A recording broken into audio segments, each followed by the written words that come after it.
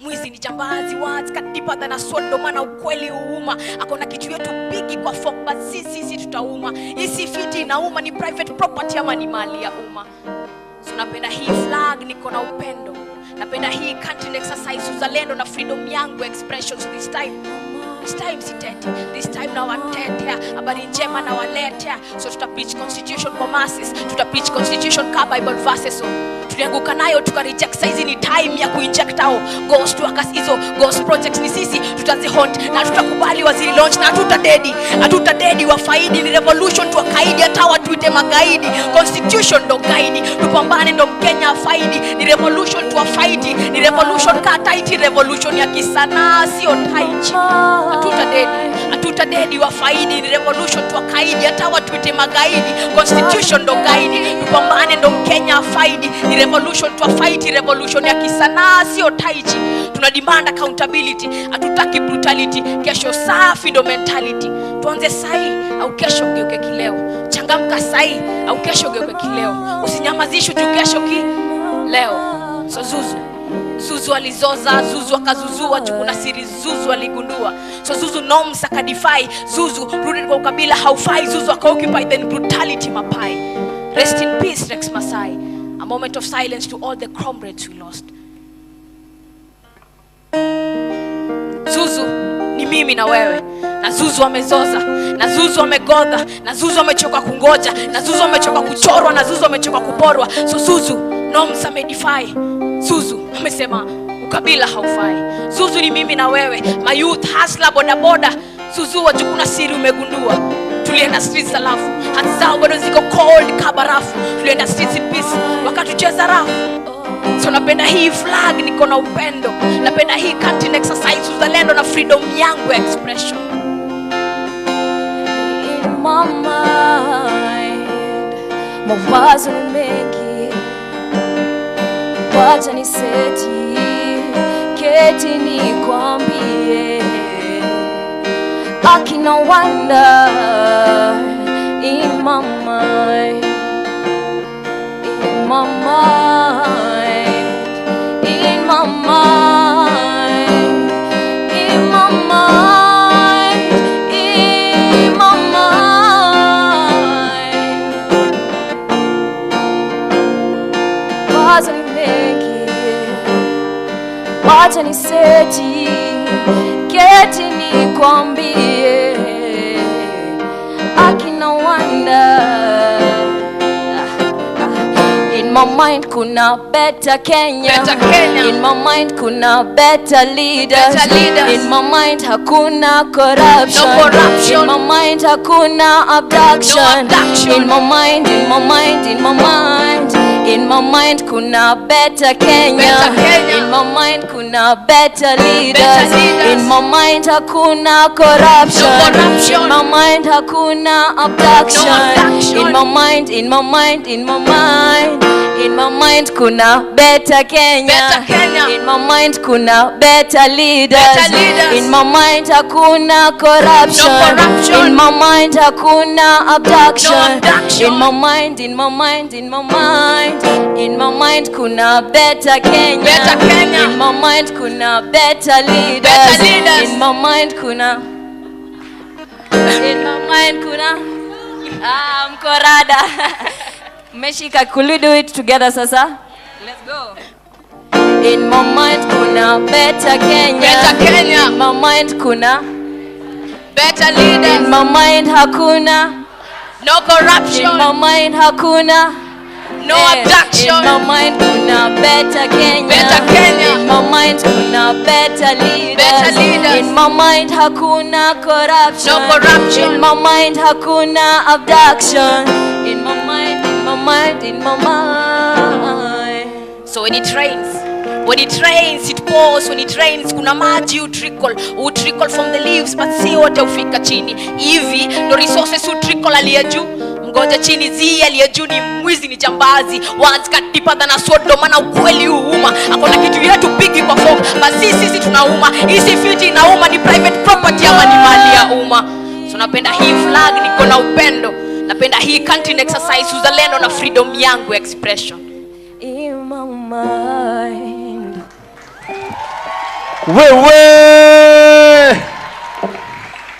And of course, this amazing team is joining us all the way from Kilifi. Wapi makofi yao. Fantastic. Now I want you to focus on the screens as we look at we, the people. Let's go. Kenya naweza penda ni Kenya yenye inafanya wananchi wanaweza kuwa sawa. Hiyo inamaanisha kama Mkenya anaweza pata vitu tatu ambayo ni muhimu, ambayo ni mahali pa kuishi, kitu ya kukula na kitu ya kuvaa. I dream of a Kenya where young people have enough opportunities so that we can create better lives for ourselves, so that we can show up for those who have taken care of us. I dream of a Kenya where more people are informed. Ni Kenya ambayo yenye amani na uhuru wa kujieleza. Barabara zikuwe nzuri. Where the constitution actually works and serves the country. Viongozi hawatudanganyi, watu wanasema ukweli. Without fear of repercussions. Najivunia kabisa, lakini uchumi sahihi uko vibaya sana. There's a crack somewhere, a lot of corruption, there's no flow of money. Pia vijana wanahusishwa katika maamuzi. Hususa wa vijana kuweza kupaza sauti zao na sauti zao kuweza kusikika. Where justice is a thing that holds us, where we can defend our country without fear that defending your country is going to give you a bullet and you die, you know? Everyone respects the constitution and that the system just works for everyone. Inchi yenye iko na amani. Infrastructure is better. Fair, just, and has equal opportunities for all. Without threat of violence, particularly from the government. Where we see each other beyond tribal lines and ethnic lines. Everyone will be proud to be a Kenyan. Where people are actually jailed for being corrupt. What's holding us back, I think, is simply leadership, corruption. Viongozi ndio wanazuia ile Kenya ambayo mimi binafsi naitamani. Ufisadi tu. Ongo imekuwa nyingi tena Kenya hii. Kila mahali ukienda ni kutoa rushwa. Sasa itaendeleaje Kenya ikiwa hivyo? Haiwezi. We are far away from achieving the Kenyan dream because the crop of leadership that we have is self-centered. And I believe that what's holding us back is a lack of integrity, greed and selfishness. Still actually colonialism, leaders not really acting in the interest of the people. Unfortunately, what's holding us back are the leaders today. So, hiyo Kenya itapatikana kama ukabila utatutofautisha. This is all we're asking, and this is quite simple to do if the government did the job it was put in place to do. It's time for us to heal. The Kenya we want. Right about now, I'd like us to stand, ladies and gentlemen, because the artist I'm about to bring on stage, huwezi msikiza kama umeketi chini. Tukisimama nitakwambia, alituambia siku hizi na dara pages za Bible by 4. No, haikuwa hivyo. Ladies and gentlemen, put your hands together as we bring on stage Juliane.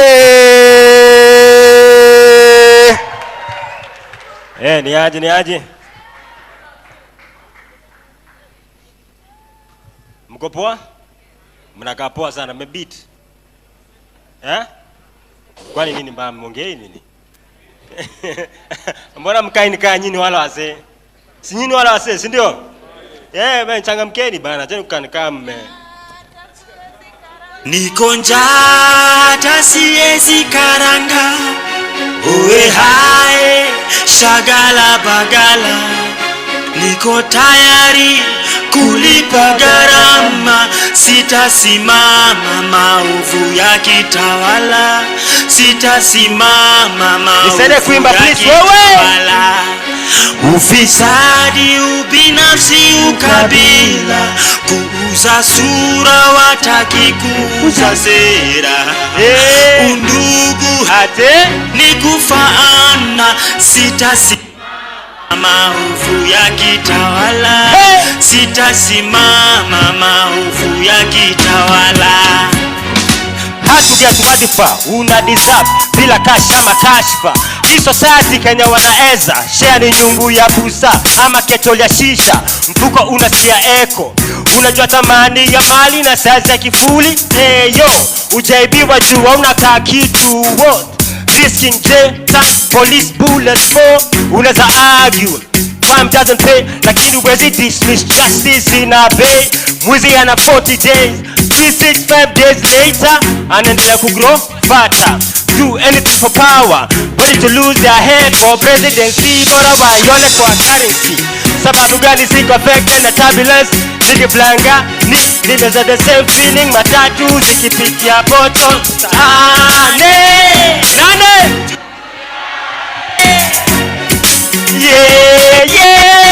Bwana niko njaa siwezi uwe hai shagala bagala, niko tayari kulipa gharama, sitasimama maovu yakitawala, sitasimama maovu yakitawala. Ufisadi, ubinafsi, ukabila, kuuza sura, wataki kuuza sera, undugu ikufana, sitasimama maovu yakitawala, sitasimama maovu yakitawala. Lower raise funds, itabidi raise hands, growing concern, breakfast na croissant. Taki punguze bei ya bidhaa, tunataka opportunities ndio tu afford hizo bidhaa. Walisema kutembea kwingi ndio kuona mengi, nimeshinda nikitembea maofisi na sijaiona. Kazi cheza golf kwenye title book, mambo si barabara chingu. Naomba jani masi, chakula fike tumboni ikitoka kwa sahani. Policeman anapiga rungu, mwalimu daktari anamshia tear gas, na mtoto wake anasha nyumbani ana school fees analipo peanuts. Hata siwezi karanga uwe hai shagala bagala, niko tayari kulipa gharama, sitasimama maovu yakitawala, siwasiki, sitasimama maovu yakitawala. Ufisadi, ubinafsi, ukabila, kuuza sura, wataki kuuza sera, undugu ikufana, sitasimama maovu yakitawala, sitasimama maovu ya mwisho au sio? yakitawala. Wapi kijero when you need to slap somebody? Complain ufisadi, kwani ulidhani 50 bob leso t-shirts siku ya campaign ilikuwa free? Ni 5 year loan investment, utalipa kingia parliament. We are one, ama ni we are one na utumishi kwa wote, utu missing CCTV we were watching. Fresh and security na job opportunity, nika mti ya kibiriti. Side moja heavy, usiniambie Kenya kuna umaskini, kwani hizi fat fingers zinaibia nane? Ya mwisho niko njaa siwezi karanga uwe hai shagala bagala, niko tayari kulipa gharama, sitasimama maovu yakitawala, sitasimama maovu yakitawala. Ufisadi, ubinafsi, ukabila, kuuza sura, wataki kuuza sera, undugu ikufana, sitasimama maovu yakitawala, sitasimama maovu yakitawala. Hey, round of applause everyone for Juliane. Wapi nduru ya Juliane? That song is under arrest. Way! Ladies and gentlemen, we are now, Ambia Jirani, the kitchen is getting hotter. The pressure is getting Wesa. Wewe.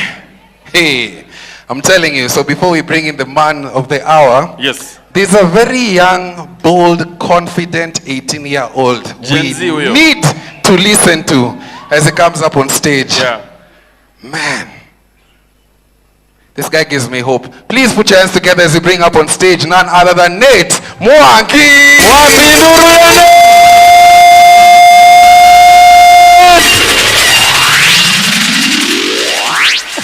Karibu sana, karibu sana. Bye guys.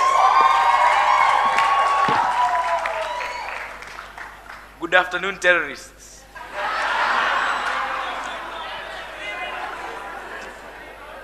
It took me 3 days to come up with that joke. Thank you for laughing so much. So, excuses are merely nails used to build a house of failure. Today is Katiba Day. 15 years ago, Kenyans overwhelmingly chose their constitution, capturing their hopes and dreams for themselves and future generations to come. Today, I stand before you as one among that young generation they had in mind. A generation of strong young men and women who look at this country every day and wonder what it has become. Ours is a country bleeding with so much potential. Potential beyond what you and I can comprehend. Therefore, as part of that generation, I stand before you and say, we are tired, we are angry, we are disappointed when we look at this country and see bloodshed instead of beauty. Knowing Kenya is better than this, better than seeing the lives of peaceful protesters taken by the same officers who sought to protect them. We are victims of corruption, of greed, and of evil that stalks our journey as an independent and free people. But my fellow Kenyans, do not be disheartened. Change is coming. My name is Nate Simpiwe. You know me as the son of Boniface Mwangi, the people's watchman. But to my close friends, I'm just Nate.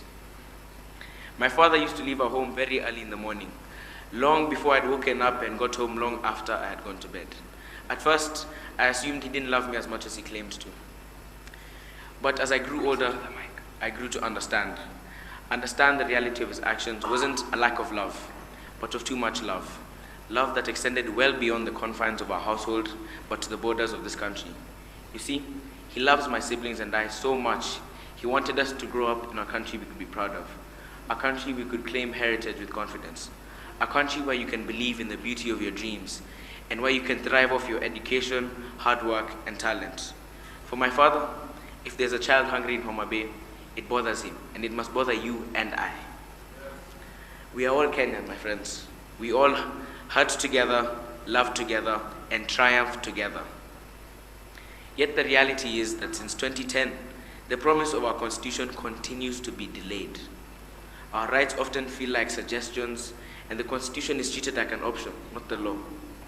Last year, I saw Kenyans shot in the streets for exercising their right to protest. Can you imagine?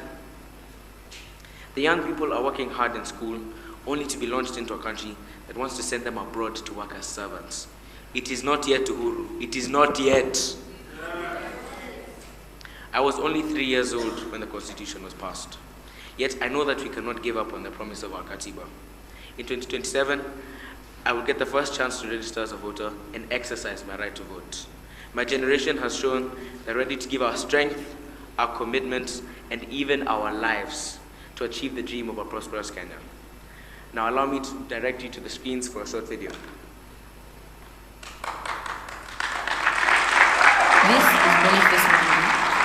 This is Boniface Mwangi.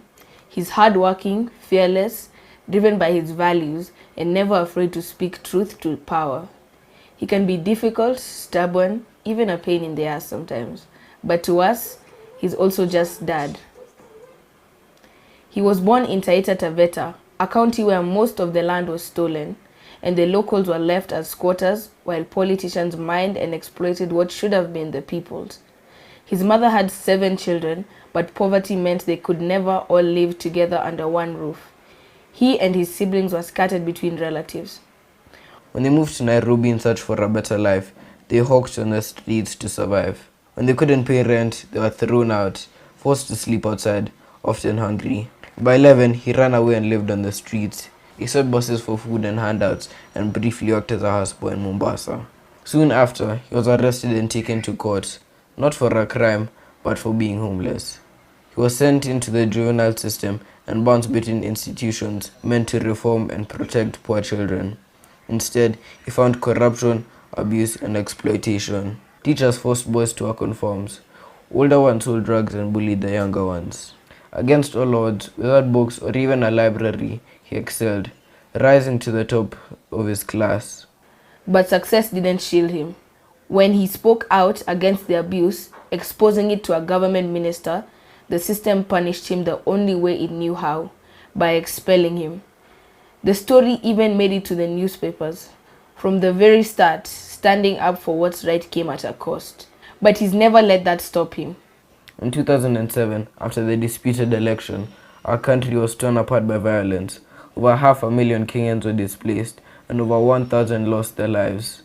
Our dad was there with his camera, documenting the brutality and standing shoulder to shoulder with the ordinary Kenyans demanding justice. Through his photographs, the world saw what politicians wanted to hide. His courage earned international recognition, but more importantly, it gave Kenyans a voice. Our dad fought tribalism and negative ethnicity. He didn't give us names from our Gikuyu community because in his ideal Kenya, your last name shouldn't define you. We have Zulu, Swahili, Arabic, and Luo names. Now nearly 20 years later, our generation is fighting the same battles. Young people are being shot, dragged out of their homes, and punished for daring to demand justice. The system hasn't changed, but we can. We can break the cycle of corruption, break the power of elite and wealthy, and finally elect one of us, someone who carries the pain and hope of ordinary people to the State House. I hope you'll consider joining my father and our family as it grows, because Kenya belongs to all of us, and it's time we, the people, took it back.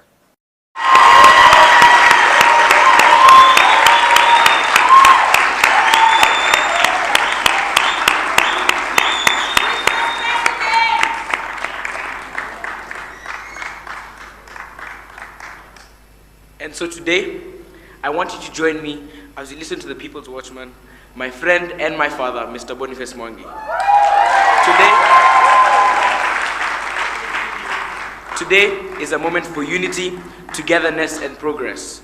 My dad has given his life for the dream of a united and prosperous Kenya. It gives me great pleasure and joy to invite you to stand with me as we approach him to the stage.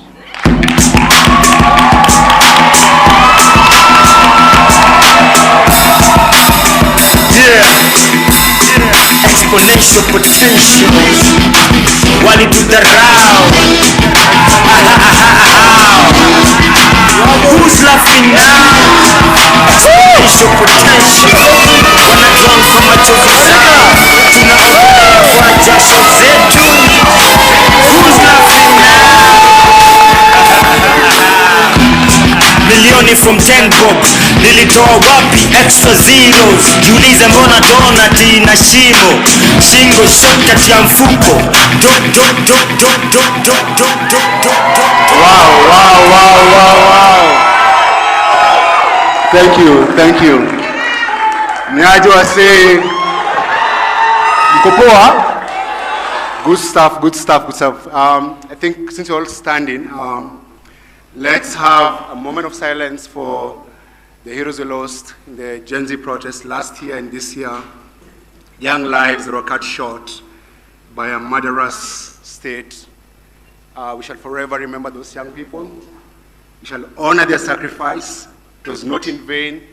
And because of them, Kenya shall never be the same again. So let's have a moment of silence.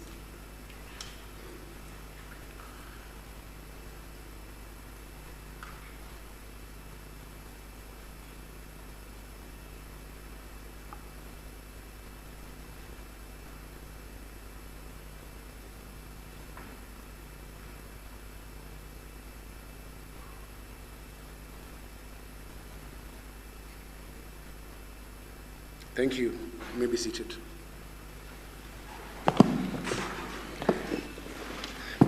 Heads up. Ladies and gentlemen, wa Kenyan zangu, hamjambo? Mko sawa? Yeah. Asante. I'm so happy to be with you today to mark 15 years since the passing of our Katiba, a document that gave this country a new life and a new dispensation. It's supposed to be a document that ensures that Kenya will never be the same again.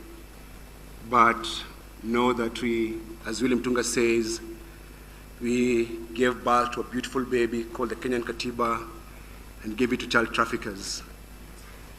And since that time, we've been trying to fulfill and implement the Constitution, but the people in power have been trying to kill that baby. I'm happy the baby is still alive, struggling, but all of us are going to ensure that baby lives and thrives so that our kids can enjoy a better Kenya. My name is Boniface Mwangi. My friends call me Boni, and from now you can call me Boni.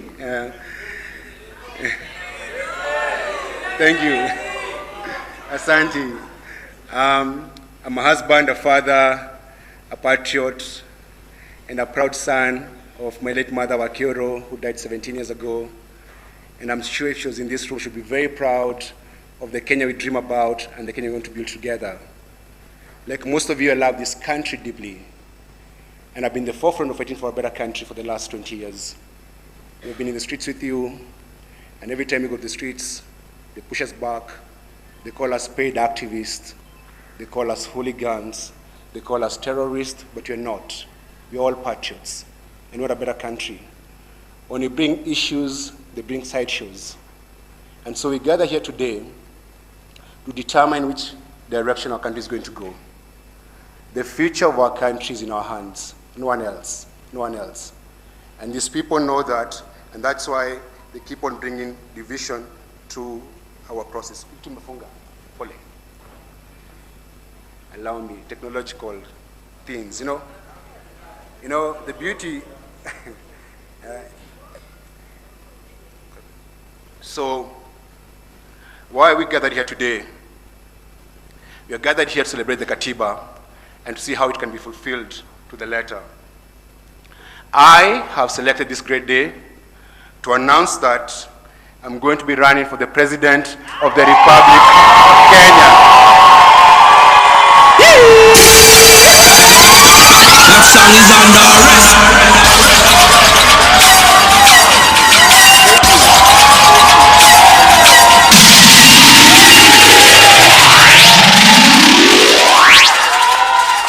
Thank you. Thank you.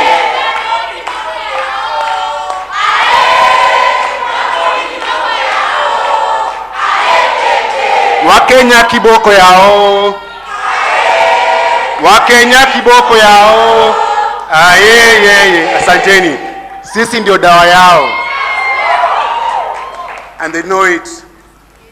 I deeply love our country, as you do, and like so many before who have sacrificed for us to be here today.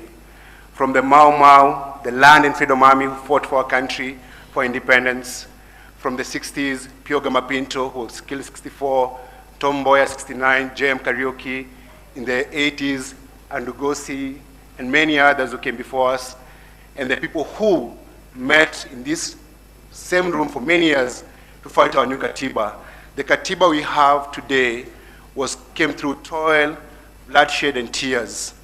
And now we must work together to ensure that it lives to spirit. Friends, our country is broken and in danger of becoming a failed state. The truth is, things are depleted and depressed for our people. Nothing is hardly working in this country. A vast majority of us are struggling with the crippling high cost of living. Taxes are choking us to death, driving families deeper into poverty, and forcing businesses to close shop. We are being forced to tighten our belts, but I ask you, for how much longer are we going to tighten our belts? Due to the hard times, you sometimes hear Kenyans jokingly say, in a painful way, leo tunakondea wapi? Kwa sababu kila siku tunakonda, as they grow fatter and fatter, Kenyans are becoming thinner and poorer every single day. And that's why we're here, because we have the power and we must change the direction of our country. To make matters worse, we have to take loans just to buy food. Nani hapa anafuliza? Nani hapa anafuliza? Angalia, almost everyone here ako nafuliza. That's true. Hata wenye jonu mkono ako nafuliza. Yeah, about 8 million Kenyans have accessed Fuliza. And they're not doing Fuliza to do business. Wanafuliza, wanunua chakula, na wapate kitu kukula. Our economy is not working because the money that we pay as taxes is stolen every day. There's money for helicopters, there's money for buildings, there's money for phantom projects, but there's no money for our kids to go to school. You know, when I was growing up, at least exams were free. Now they're saying you go to school, you pay school fees, and exams you have to pay for. There's money for everything else apart from Kenyans. And that's why we're here.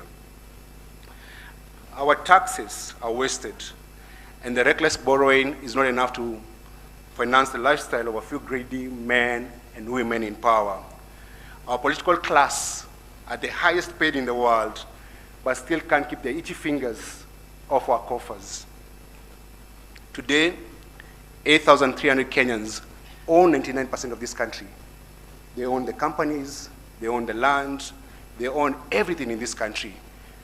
The other 1%, the 99% of us, own only 1% of this country. So 8,000 people own the entire country, the rest of us own 1%. And it is not enough. Even the money that should be for serving us is now in their hands. And so, as it gets worse and worse, our national debt has ballooned.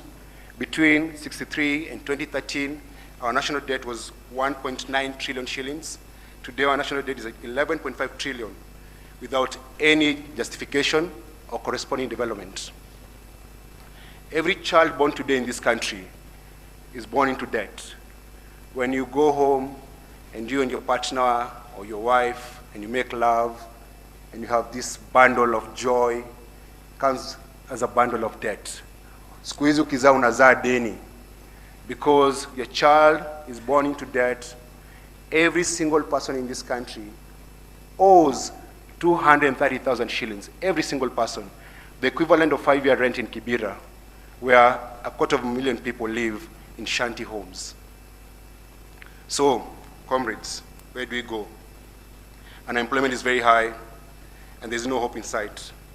Our children nowadays have to write their own obituaries before they go to the streets, because standing up for your country can get you killed. And what can you say about our children who are forced to sell their bodies for food or sanitary pads? And then you have a president who pardons pedophiles. Our country is no longer safe. A few months ago, I was stripped naked, shamed, and humiliated because my government conspired with the Tanzanians. But I survived because of your love and your courage, and that's why I'm here.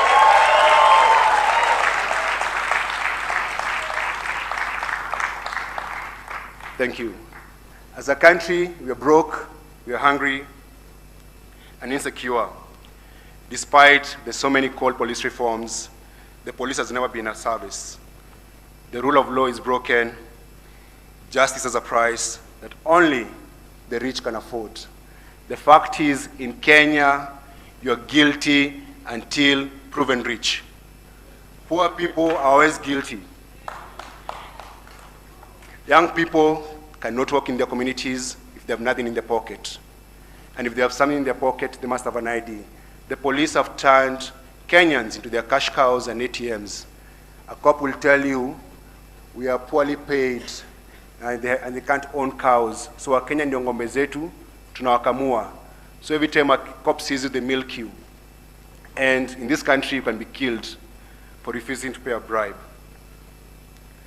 All the rights that was granted by us by the new constitution, which is still a young baby, still a toddler, 15 is young, still a teenager, have been trashed by this regime, as if they were mere suggestions. Our president treats the constitution like tissue paper. He flouts the law, disobeys court orders, and undermines the very constitution that is sought to protect. You have a president who is a lawbreaker. He thinks this country belongs to his mother. It doesn't belong to his mother.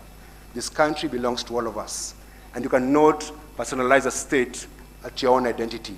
The thing that defines our nation is that constitution and our national anthem.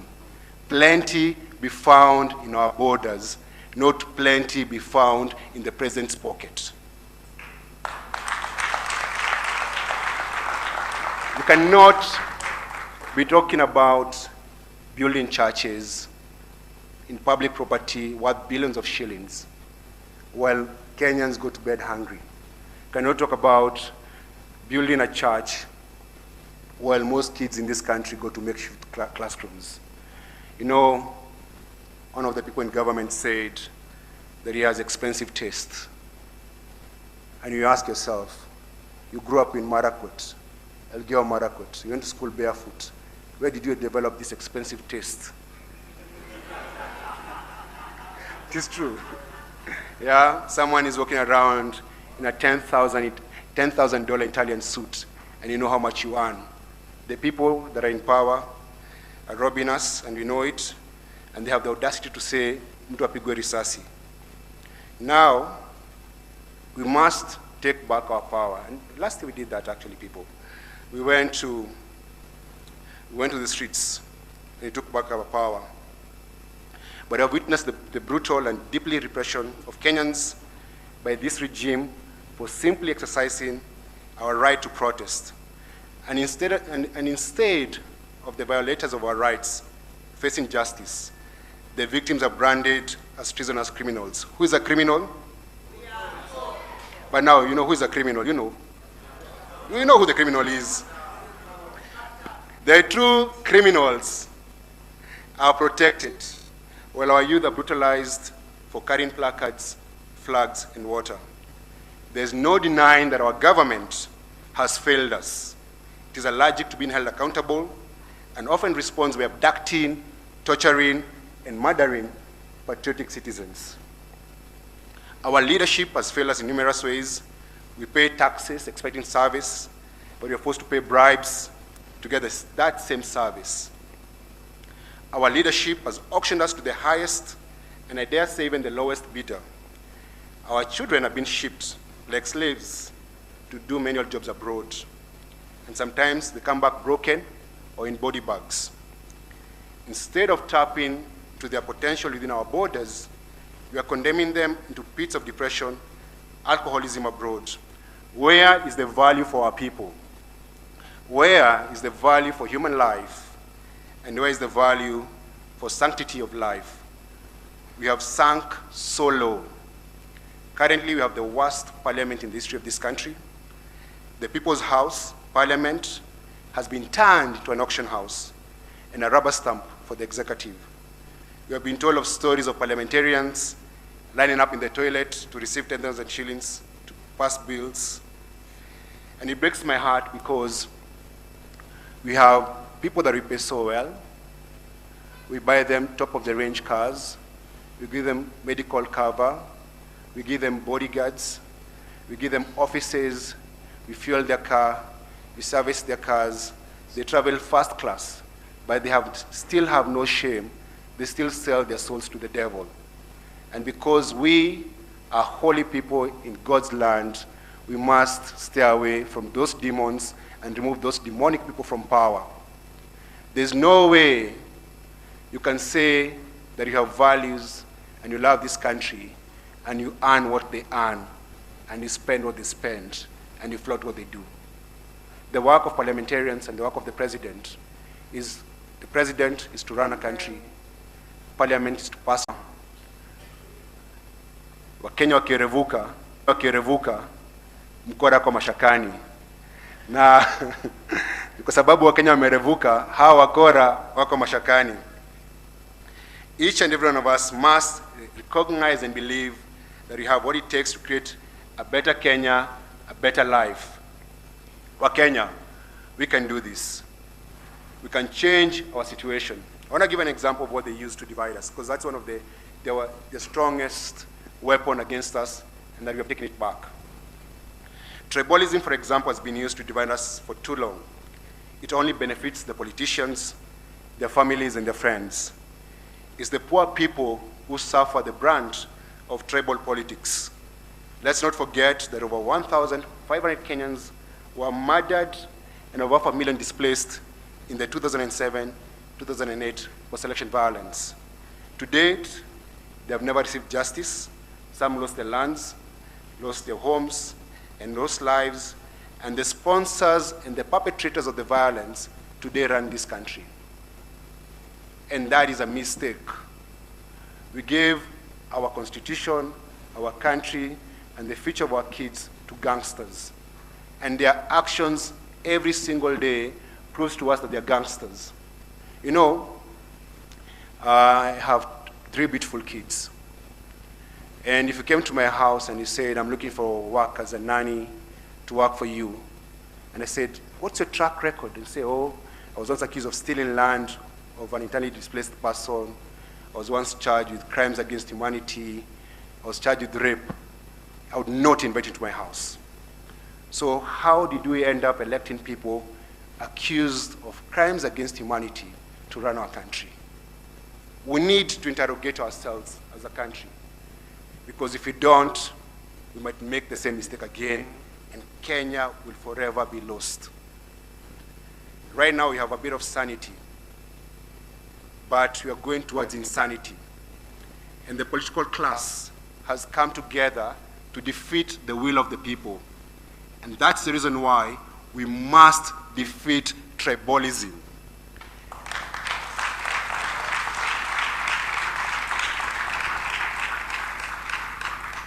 We all know hunger has no tribe, cancer has no tribe, poverty has no tribe. So when they introduce tribalism, we must refuse. And you know, when you take a child to school or you pay bus fare, you don't say, oh, you know, I'm a Calais, fare is cheaper. Or if you know you can't go to a bank anywhere and say, oh, how much money do you want? You say amount of money. Then you put source of funds, savings, credit, you put your tribe. Doesn't work like that. So if tribe is not a check we can cash, it can be a currency that we use to operate this country. We must stay away from tribalism. You know, fellow patriots, we must act now.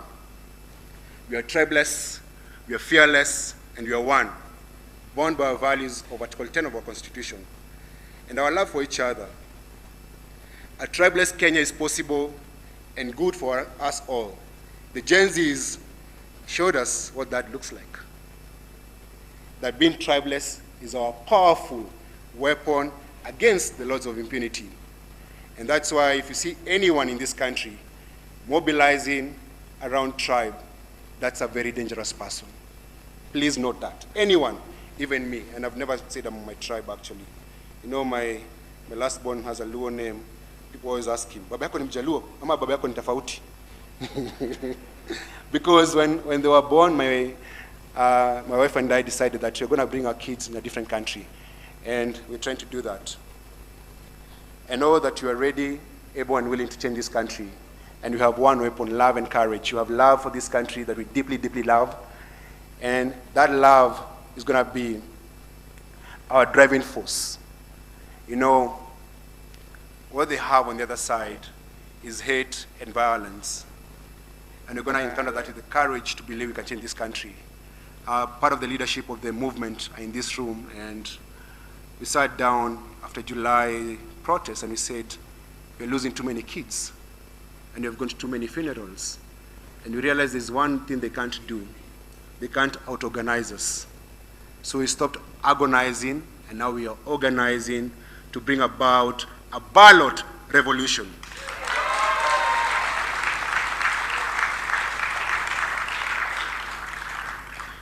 We have a very beautiful country, very beautiful. People pay lots of money to come here, and we call this place home. And so we can't afford to lose our country to the bandits of impunity. And that's why we must create a Kenya that works for all of us, not some of us.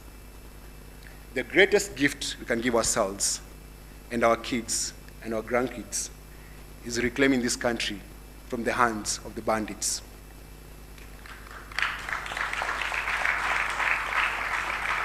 My dream for the new Kenya is possible, and that is a dream. And that is a Kenya that is food for all. I want to ensure that education is free from kindergarten all the way to the university. You don't pay a single cent. Yeah. This conmanship of charging exams and charging education is so wrong. You know, when President Kibaki was elected in 2002, he said January 3rd. You see how rich you are.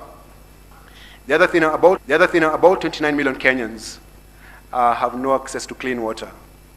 And so, as a policy and as a government, when you get into power, we're going to ensure that maji ni bure, kill nchi mzima. Maji ni bure. I pay water less than the people in Kibera and Mathare and Korogocho. The poor people of this country pay much more for water than rich people. And then to equalize that, water should be free for all. The other thing is that We live in a very unsafe country where State House has an abduction squad, where the crime scene is State House, and so no one security is guaranteed. What I'm going to do as a country, I'm going to ensure that security for all is guaranteed, that the police will serve the people, not a few individuals, that if the country is not safe, then they should never be safe. And so I'm going to build a country that is safe for everyone. It doesn't matter your status. If you're in Pokot, like Emmanuel here, there'll be no bandits. If you're in Lamu, there's no terrorists. And then if you're in Nairobi, there are no land grabbers trying to take your playground, you know? I know all these things will be possible because in my administration, there'll be no corruption. There'll be zero corruption. The 2027 elections are about decorum, decency, and dignity. It's about creating a kinder nation where the presidency is a symbol of unity, a vision bearer, and a dream maker. I speak as we, not as I, because I belong to a movement that loves Kenya and has the courage to do the right thing at the right time, and that time is now.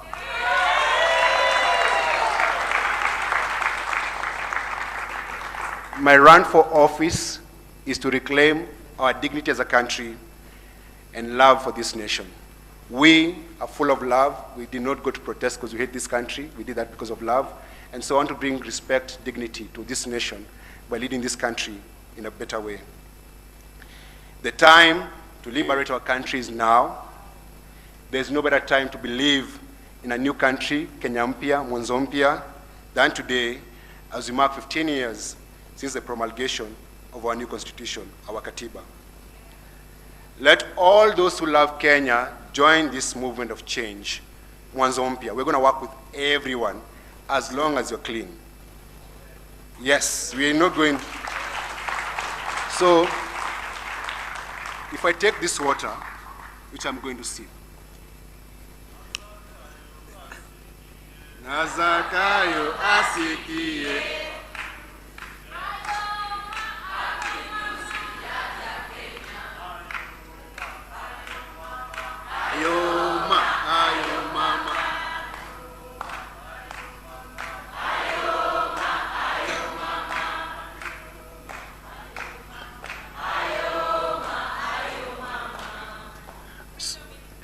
Freedom is here. Ni sasa hivi. So,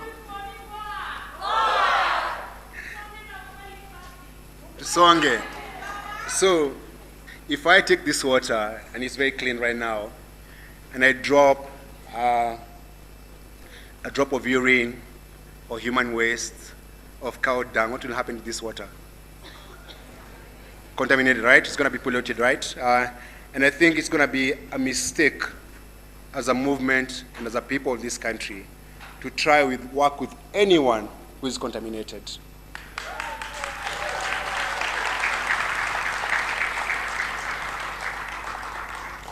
We cannot achieve change by working with people who have been part of the problem for the last 63 years. We cannot achieve change with people who have unexplained wealth. We cannot have change with people who are part of KANU. We cannot. You have to realize, in the 80s, we had the Nyayo torture chambers. When people were being tortured in Nyayo torture chambers and jailed in committee without a trial, there are members of KANU who are life KANU members carrying a card. We cannot trust those people because they are hyenas. So as we call for unity among all the candidates, we're going to call unity among people who don't have a checkered past so that we do not fall into the same trap. There are also people who were part of this killer government and they were not apologetic about it, and now they become saviors and messiahs overnight because they are out. Disregard them, let the hyenas fight among the hyenas, and because you are not hyenas, we stay away from their fight. And we build a new country. Their politics is divisive. It's tribal. We cannot use their language. They have money and they have power but we have will, we have love and courage, and with that we're going to defeat them. The truth is, to cast your vote, it costs nothing to cast your vote. So if you all register to vote, with all their billions, they're still going to lose. So as you sit here and those who are watching online, don't let money concern you. Money should be the least of our concern, because you have a vision and a mission to fulfill, and it doesn't need money, just need love and courage. With love and courage, you can take our country back. Last year, there were protests in 37 counties out of the 47. 37 counties. There was no budget. There was no money. You know, when they came to arrest me, and they said I was financing the movement, they found there was no money in my account, there was no money in my office, and they still wonder, how do these people organize? It's love and courage. We love this country. You know, we had slept for a long time. Yeah? Yeah. We had slept for a long time. Then we realized, actually, just a placard and a flag, and they start scattering. You know, the president had to call the military from the barracks. The man was scared before the old man sold out. Shame! Shame! Hawa wazee wende nyumbani wote. Na unajua ni kwenda nyumbani and then kidogo tunafungua mastaka and then tuenda jela. Let me tell you. This, you know, when I told my family was running, Nate, who spoke earlier, very well-spoken young man, and I'm so proud of him and my entire family. You know, Nate cried. Nate remembers us living in exile. Nate said, Dad, they'll kill you. But if I die, and I die for a better country, it's worth dying, right? Yes? But I don't want to die. But I know very well, even if they kill me, you can never stop this movement. Because the time for change has come, and there's no price. We can't be bought. Actually, no one ever sold out. The movement leadership and the people organizing, not a single person sold out. So don't be confused. You might see some people who crisscrossed all over. Those are meant to be where they're supposed to be. Yeah, do not complain. We're many, do not complain. Now, as I conclude, let all those who love this country join this movement of change, Mwanzombia, a new beginning, and collectively build a Kenya that works for all of us. It will take implementing the Constitution to build a new country. To the letter, that document is our roadmap to get out of this jail of these politicians. This campaign will need your voice, your prayers, your support, and when the time comes, your votes. Let's do it. I'm going to do a Meet the People tour. I want to come to your communities, come to your villages, come to your churches, come to your mosque, come to where you hang out. Ndakuja West Pokot. Ndakuja West Pokot, so that we get to do People's Manifesto. So we have the Katiba as our roadmap and as a guideline, but for us to have a manifesto that gets and captures the aspiration of this country and the people of this country, we need to do a tour over the entire country and listen to you. Because I believe the current mess in this country is not a one-person job. It is not possible for one person to fix this country. It will need collective leadership. And so all the candidates who are vying, we are going to put our ego aside, our ambition aside, and just say, what's the vision for this country, and how do we get it? So collectively, we can liberate this country. When I say Mwanzo Mpya, I say pamoja tunaweza, because I know together we can actually. Collectively people, we can liberate this country. So I want you to go home with joy in your heart. Because you know joy can't be stolen. Yeah, that there's something brewing in this country. And the revolution is here. And no bullets, no buttons, no abduction that can stop us. Yeah. So Mwanzo Mpya, you say pamoja tunaweza, right? Pamoja tunaweza. Mwanzo mpya. Kenya mpya. Maisha bora. Love for Kenya. Courage for Kenya. Kufunga wakora. To recover what's stolen. To ensure they go to jail. I guarantee you today that the government that is going to come to power will recover what's stolen and jail the thieves. The odious debt we have as a country, they borrowed money and stole that money. Money doesn't die. Money can be tracked. You're going to track the money and recover that what was stolen. The land they took must be recovered. Is there anyone here from Taita Taveta? Taita Taveta, there you go.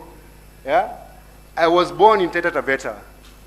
The majority of people in Taita Taveta are squatters in their own ancestral land. Imagine how that land must be returned. If you know you own 500,000 acres of stolen land, it's coming back. So, as a generation, Julius, I love you, man. That guy is a brave guy. Hey. So, let me tell you, do not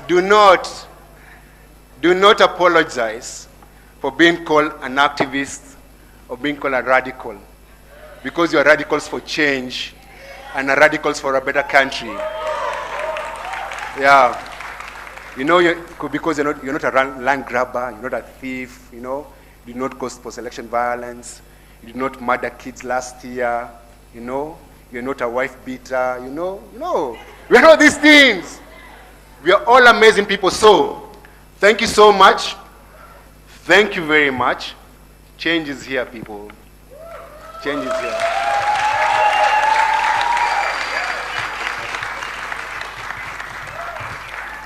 I love you all. Thank you.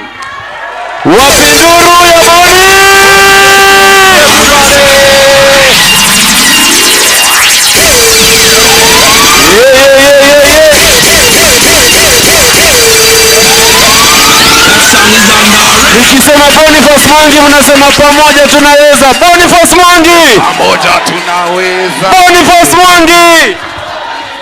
Kenya mpya! Kenya mpya! Boni is our guy. We appreciate you, Boni. Wapi nduru ya Boni? Sasa Wanjeri, ni kama rais tuko naye. Rais lazima afanye. Tuko tayari kuzunguka kila lazima afanye ile kitu. Lazima tayari kuzunguka kila county.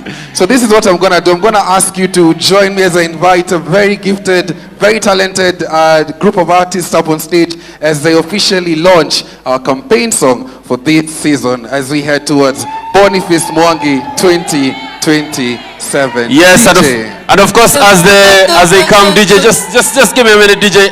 As they come, I know you're probably asking, how can I support the campaign? Right outside, and Tat is reminding me, kama unataka kuvainge pa nimevaa, you can buy it and support the campaign.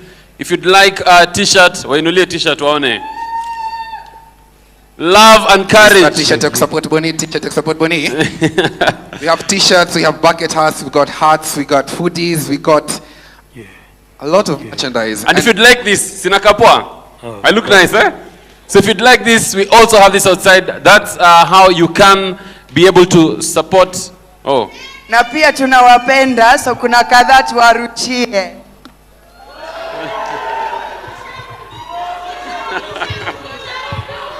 Huku. All right, so one more time in the website details, there'll be details on how you can volunteer, how you can support financially and non-financially into making this thing an absolute possible. So are we ready? Yeah, and just one last one. Please make sure you pick a card like this. This card has all the details on how you can support the campaign. Ni shujaa na Boni we. Ni shujaa. Ni shujaa na Boni wetu. Ni shujaa na Boni we. Ni shujaa na Boni wetu. Ndio maana tunasema. Ndio maana tunasema ni shujaa. Ndio maana tunasema. Ndio maana. Make some noise for our campaign song of 2027. Let's go, let's go, let's go, let's go.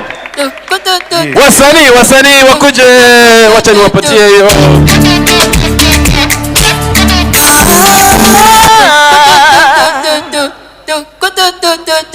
Yeah.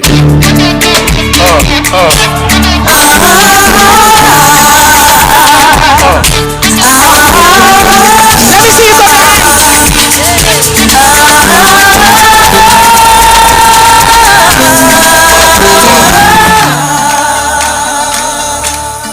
upendo na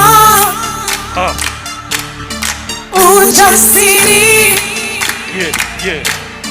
Upendo na mwanzo mpya. Mwanzo mpya. Mwanzo mpya.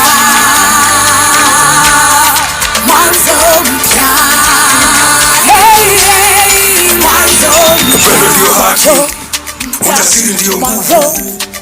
Upendo tuungane, pamoja tufaulu. Upendo ndio haki, umoja ndio nguvu. Upendo tuungane, pamoja tufaulu. Games wanna play, zishapitwa na wakati.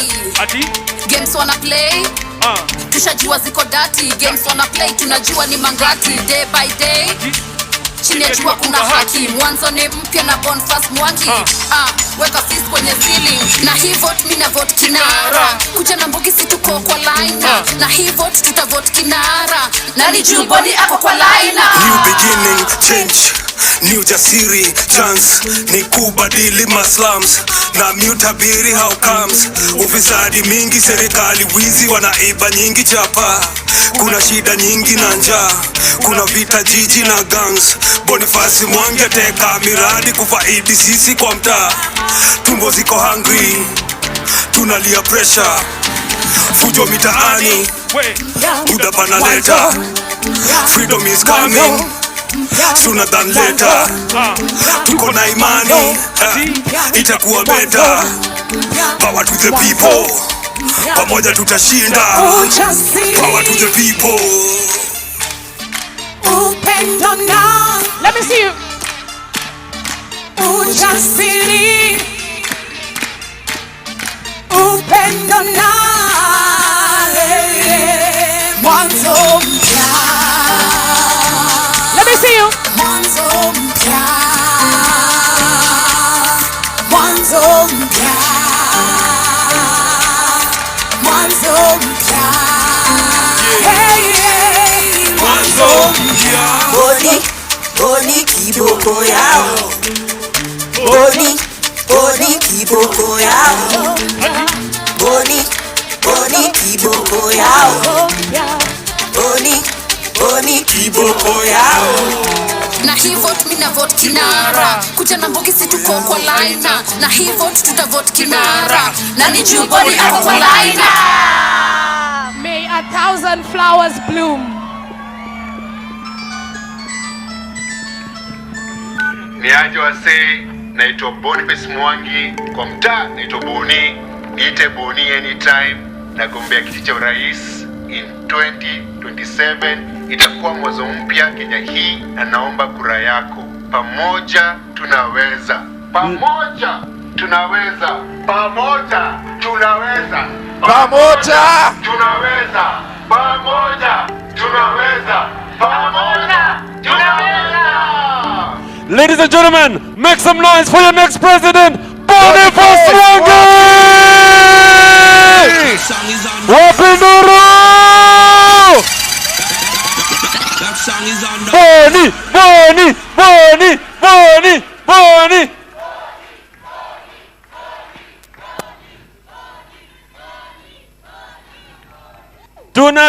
Boni? Mnataka nani? Mnataka nani?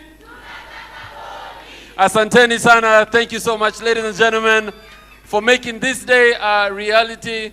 And like a good president, this gentleman has decided mutakula lunch. So please, don't be in a hurry to leave because we have a very special reception set aside at the gardens for each and every one of you. So we'll make our way. Hey, you are lunch. Wapi nduru ya lunch? Lakini Wanjeri, kabla tuende tukule lunch, yes, inaweza kuwa muhimu sana tukiweza kusikia, na ni kama tutazoea hii sauti, First Lady upcoming, tuweze tusikia maneno mawili matatu. Wapi kelele ya Jerry wewe? Jerry!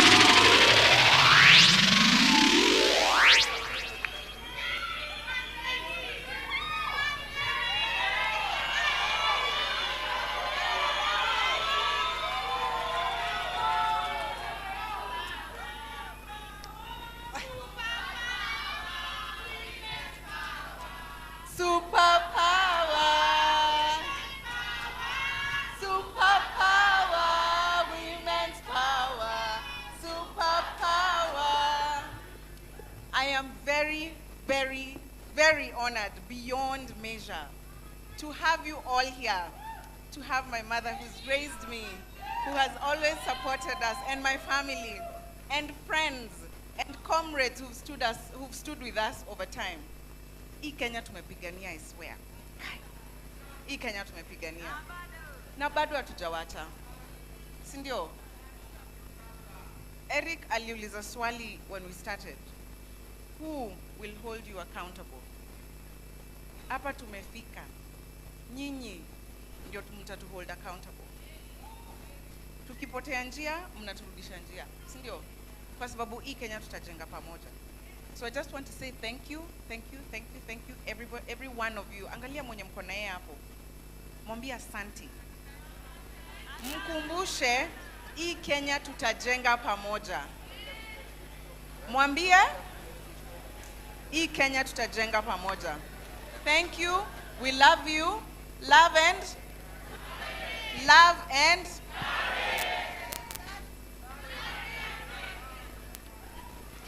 Asanteni sana. Asante sana. Thank you so much. So wow. What a beautiful family, you know? What a beautiful. Wapi makofi ya watoto. Hey. Hey. Now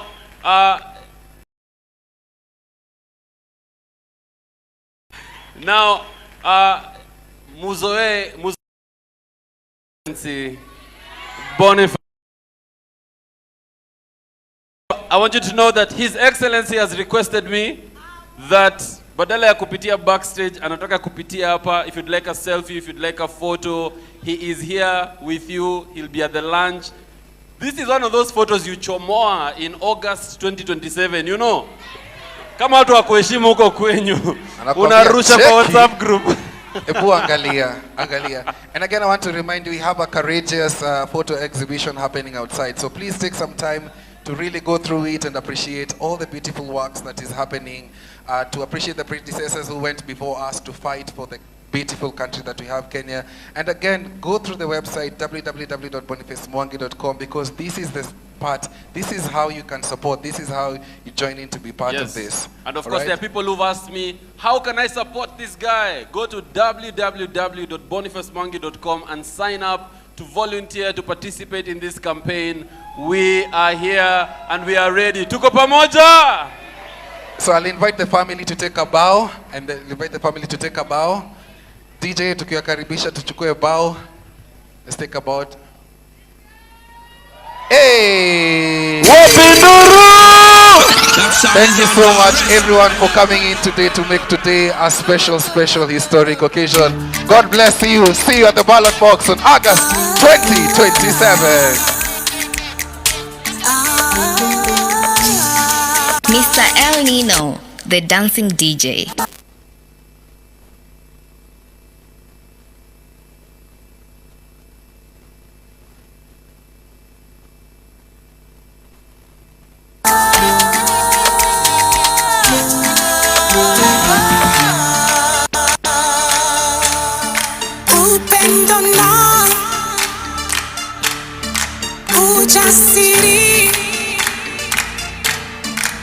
upendo na mwanzo mpya, mwanzo mpya, mwanzo mpya, mwanzo mpya. Upendo ndio haki, ujasiri ndio nguvu. Upendo tuungane, pamoja tufaulu. Upendo ndio haki, umoja ndio nguvu. Upendo tuungane, pamoja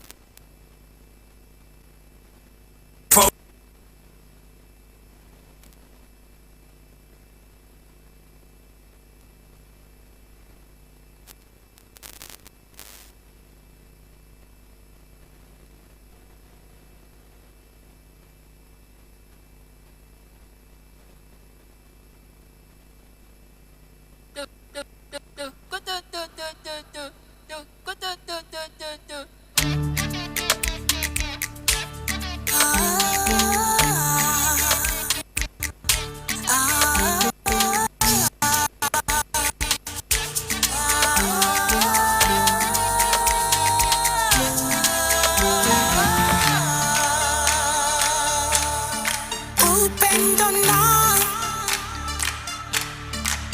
ujasiri, upendo na mwanzo mpya, mwanzo mpya, mwanzo mpya, mwanzo mpya. upendo ndio haki, ujasiri ndio nguvu. Upendo tuungane, pamoja tufaulu.